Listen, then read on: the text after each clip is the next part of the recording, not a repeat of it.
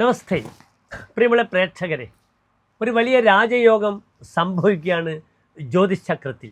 സൂര്യൻ വർഷത്തിൽ 6 മാസം ഉത്തരായനത്തിലും 6 മാസം ദക്ഷിണായനത്തിലും സഞ്ചരിക്കുന്നു.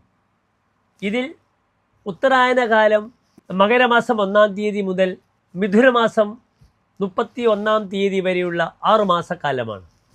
ദക്ഷിണായന കാലമാകട്ടെ കർക്കിടക മാസം 1-ാം തീയതി മുതൽ ധനുമാസം അവസാനം വരെയുള്ള 6 മാസക്കാലമാകുന്നു. സൂര്യന് ബലം ഉത്തരായനത്തിലാകുന്നു. മകരം 1-ൽ പ്രവേശിക്കുന്ന സൂര്യൻ വളരെയധികം പ്രതാപശാലിയാകുന്നു, ശക്തനാകുന്നു.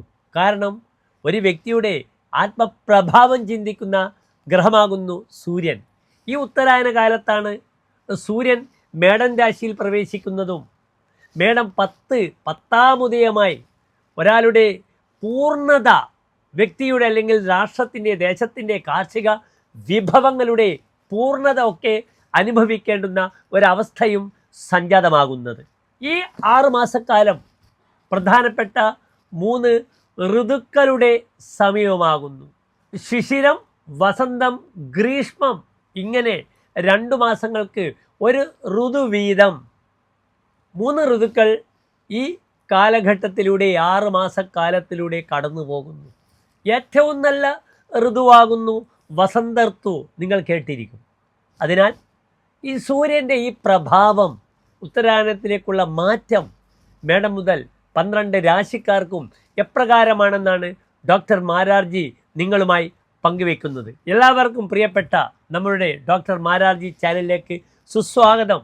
മറ്റൊരു പ്രധാനപ്പെട്ട വിശേഷം നിങ്ങളോട് പങ്കുചേരാനുള്ളത്, നമ്മുടെ യൂട്യൂബ് ചാനൽ കേവലം ഉദ്ദേശം 9 മാസം കൊണ്ട് തന്നെ ഈ ഉത്തരായന കാലമാകുമ്പോഴേക്കും 20 ലക്ഷം വ്യൂവേഴ്സിലേക്ക് എത്തിക്കഴിഞ്ഞിരിക്കുന്നെന്ന വലിയൊരു സന്തോഷ വാർത്തയാണ്.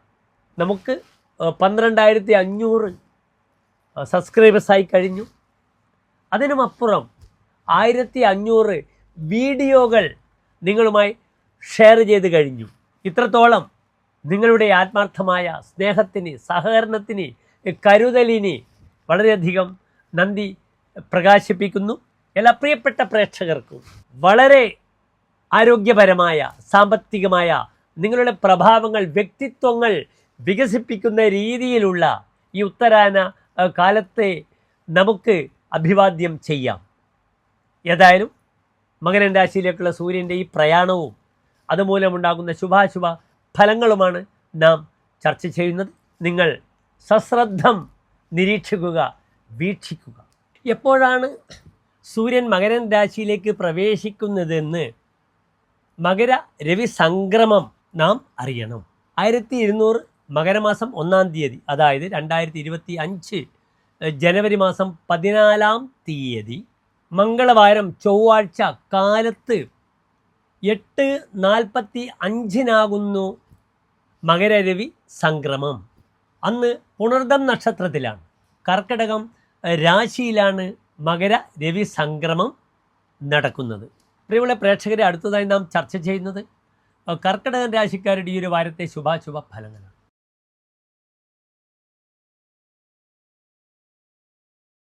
പുണർദം നക്ഷത്രത്തിൻ്റെ അവസാനത്തെ 15 നാഴിക പൂയം, അതിൽ നക്ഷത്രങ്ങൾ വരുന്ന 2 നക്ഷത്ര സമൂഹമാകുന്നു. ഇവിടെ കർക്കിടകൻ രാശിക്കാർക്ക് സൂര്യൻ നിൽക്കുന്നത് 7-ാം ഭാവത്തിലാണ്. കർക്കിടകൻ രാശിക്കാർക്ക് സൂര്യൻ 2-ാം ഭാവത്തിൻ്റെ അധിപനാകുന്നു. താൻ ഭരിക്കപ്പെടേണ്ടുന്ന വ്യക്തികൾ, തൻ്റെ ധനം, തൻ്റെ വാക്ക്, തൻ്റെ വിദ്യകൾ, ഇതൊക്കെ തന്നെ ചിന്തിക്കേണ്ടത് 2-ാം ഭാവാധിപനായ സൂര്യനെ കൊണ്ടാണ്. ആ സൂര്യൻ നിൽക്കുന്നത് 7-ാം ഭാവത്തിലാണ്. എന്താണ് 7-ാം ഭാവം? വിവാഹ മദനാലോക ഭാര്യാഭർത്തൃ സമാഗമാഹ ശയ്യ സ്ത്രീസത്മൻ നഷ്ടാർത്ഥ മൈഥുന്യാനബി സപ്തമാണ്. വിവാഹം, മദനം, കാമം, ഭാര്യാഗൃഹം, തൻ്റെ യാത്ര, ഭാര്യാഭർത്തൃ സമാഗമങ്ങൾ, ഭാര്യാഗൃഹം, ഇതൊക്കെ ചിന്തിക്കേണ്ടുന്ന ഭാവമാകുന്നു 7-ാം ഭാവം. അവിടെ പാപഗ്രഹമായ സൂര്യൻ വരുമ്പോൾ പ്രശ്നമാർഗകാരൻ ഇപ്രകാരം പറയുന്നു: ജാമാതുർവ്യസനം, കളത്രവിരഹം, സ്ത്രീഹേത്വനർത്ഥാഗമം, ദ്യൂനേശേ വിബലിന്യ അസത്യഭിരതിം മുഖ്യാമയം പാഠനം. ജാമാതുഹോ വ്യസനം, മകളുടെ ഭർത്താവിന് രോഗങ്ങളുണ്ടാവുക, കഷ്ടപ്പാടുകളുണ്ടാവും. ഭാര്യയുമായി വിരഹമുണ്ടാവുക, സെപ്പറേഷൻ ഉണ്ടാവുക. രോഗ, ഭാര്യയ്ക്ക് രോഗം വരും. ഭർത്താവിനാണെങ്കിൽ ഭാര്യ, ഭാര്യയ്ക്കാണെങ്കിൽ ഭർത്താവിനും ഇതുമായി ബന്ധപ്പെടുന്ന ക്ലേശങ്ങൾ ഉണ്ടാവും. ഗമന അന്തരായ, യാത്ര പുറപ്പെടുന്ന വ്യക്തിക്ക് യാത്രാ തടസ്സമുണ്ടാവുക. മൂത്രസംബന്ധമായ ബുദ്ധിമുട്ടുകൾ, യൂറോളജി, മൂത്രാശയ സംബന്ധമായ രോഗങ്ങൾ ഉണ്ടാവുക. ഇതൊക്കെ തന്നെ ഏഴാം ഭാവത്തിൽ പാപഗ്രഹം വരുമ്പോൾ നാം ശ്രദ്ധിക്കണം. ഈ ആദ്യത്തിനാണ് ഏഴാം ഭാവത്തിൽ നിൽക്കുന്നത്. ഇതിൻ്റേതായ പ്രയാസങ്ങൾ ഏഴാം ഭാവത്തിൽ നിൽക്കുന്ന സൂര്യൻ കർക്കിടക രാശിക്കാർക്കുണ്ടാകും. ഹോരാചാര്യർ പറഞ്ഞിരിക്കുന്ന ഫലം ഇപ്രകാരമാണ്. സ്ത്രീവിർക്കത പരിഭവം മതകെ പതങ്കെ. പതങ്കൻ സൂര്യൻ മതകെ ഏഴാം ഭാവത്തിൽ നിൽക്കുമ്പോൾ സ്ത്രീവിർഗത പരിഭവം, സ്ത്രീകൾക്ക് പരിഭവം ഉണ്ടാകും. അത് ഭാര്യയായാലും അന്യ സ്ത്രീയായാലും. അതിനാൽ സ്ത്രീ സൗഹൃദങ്ങൾ ശ്രദ്ധിക്കണം. അതുണ്ടായാൽ അതിലൂടെ ഭാര്യയ്ക്ക് വളരെയധികം ക്ലേശങ്ങൾ വരും. ഭാര്യ നമ്മെ തെറ്റിദ്ധരിക്കുകയല്ലേ ചെയ്യുക, ശരിയായ രീതിയിൽ നമ്മൾ ധരിക്കും. അതിനാൽ വളരെ ശ്രദ്ധിക്കണം. ചമത്കാര ചിന്താമണി ഇപ്രകാരം പറഞ്ഞിരിക്കുന്നു. ദ്യുനാഥോയതാദ്യൂന യാതോ നരസ്യ പ്രിയാതാപനം പിണ്ടപീഡാച ചിന്ത. ഏഴാം ഭാവത്തിൽ സൂര്യൻ വരുമ്പോൾ പ്രിയാപീഡനം, തൻ്റെ പ്രിയപ്പെട്ടവൾക്ക് ഭാര്യയ്ക്ക് പീഡനമുണ്ടാകും. മാനസികമായ പ്രയാസങ്ങൾ ധാരാളം അനുഭവിക്കേണ്ടി വരും. പിണ്ടപീഡ, തൻ്റെ പിണ്ടം ശരീരത്ത് തന്നെ പീഡ, രോഗമുണ്ടാകുന്നു. ഞാൻ പ്രത്യേകിച്ച് സൂചിപ്പിച്ചു. മൂത്രാശയ സംബന്ധമായ രോഗങ്ങൾ, യൂറോളജി. മറ്റൊന്ന് പല്ലുകൾക്ക് വികൃതി വരും. ഏഴിൽ പാപഗ്രഹം വരുമ്പോൾ രഥവൈകൃത്യകരാച്ച സപ്തമേ, പല്ലുകൾക്കുണ്ടാകുന്ന ബുദ്ധിമുട്ടുകൾ വളരെയധികം ശ്രദ്ധിക്കണം. ഭവേ തുച്ഛലബ്ധിർ ക്രയവിക്രയവി, കച്ചവടത്തിൽ വ്യാപാരത്തിൽ തുച്ഛമായ വരവേ ഉണ്ടാവുകയുള്ളൂ, വലിയ വരവ് ഉണ്ടാവുകയില്ല. പ്രതിസ്പർദ്ധയാ നെയ്തി നിദ്രാംഗതാജിത്, ശത്രു കാരണം തനിക്ക് ഉറങ്ങാൻ പറ്റില്ല. അങ്ങേയറ്റം ശത്രുദോഷങ്ങൾ അനുഭവിക്കേണ്ടി വരും. ഏഴാം ഭാവത്തിൽ സൂര്യൻ നിൽക്കുമ്പോൾ കർക്കടകം രാശിക്കാർക്ക്. മറ്റൊരു പ്രധാനപ്പെട്ട വിഷയം, മദനേ പാപസമേതേ ദാഹാധികമപി ഗൃഹസ്യ ഭാര്യയായ. ഭാര്യയുടെ വീട്ടിൽ തീ കൊണ്ട് അപകടങ്ങൾ ഉണ്ടാകാം. സൂര്യൻ അഗ്നികാരകനാണ്. ഭാര്യയ്ക്ക് ശാരീരികമായി വളരെയധികം ക്ലേശങ്ങൾ ഉണ്ടാകും.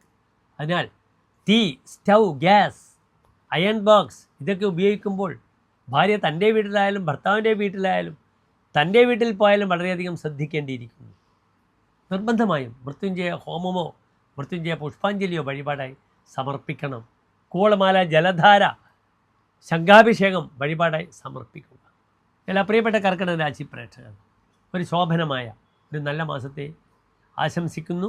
നന്ദി, നമസ്കാരം.